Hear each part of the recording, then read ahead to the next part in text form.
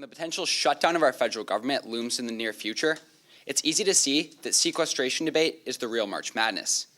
Yet potentially even more absurd is the fact that the cuts going into effect would be a mere $85 billion, a drop in the bucket compared to our $16.8 trillion deficit. Even more absurd potentially is the fact that you, Barack Obama, have stated that you do not believe that we have any immediate debt problems. And you, Speaker Boehner, have agreed and supported our president's assertion. I believe that the greatest problem in our nation currently is the fact that the leadership of the United States is not willing to admit that we have a problem in the first place. In the past, the United States has been known as a country to push and test the limits. Lately, this has been our downfall. The word ceiling is synonymous with the word limit. And more recently, as we approach the limit to our debt, the limit only seems to increase. This has led us to slide down the slippery slope of sequestration. Yet it is clear that this sequestration is clearly insufficient, given that over the next 10 years, we will only be cutting $1.2 trillion.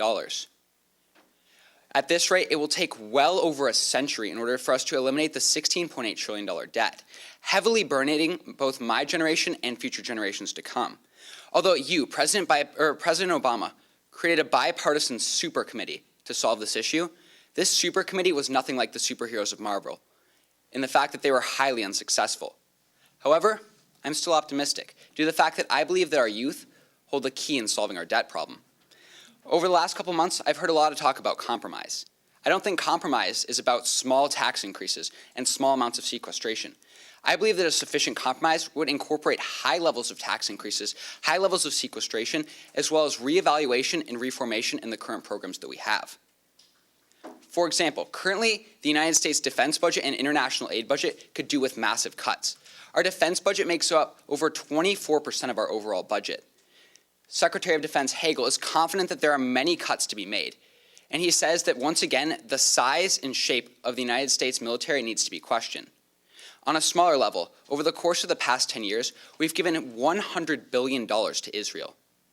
This includes $3 billion this year and $3 billion in the years to come, even when we can't balance our own budget. I believe that we need to take a step back and look more closely at where we're spending our money and our philanthropic role in the international community. Now, when considering this, it seems like a small issue. However, I believe it represents our problem on a smaller scale. At the same time, you, President Barack Obama, have stated that you don't think that there is room for Social Security and Medicare in the current budget.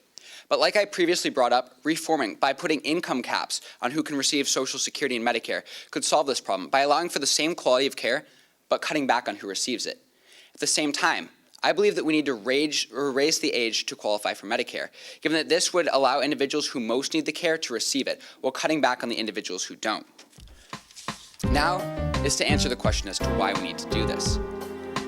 I believe that your generation has lived through 2 decades of tax cuts, or more tax procrastination as I'd like to call it. And my generation and future generations will likely only see tax hikes and will never see tax cuts.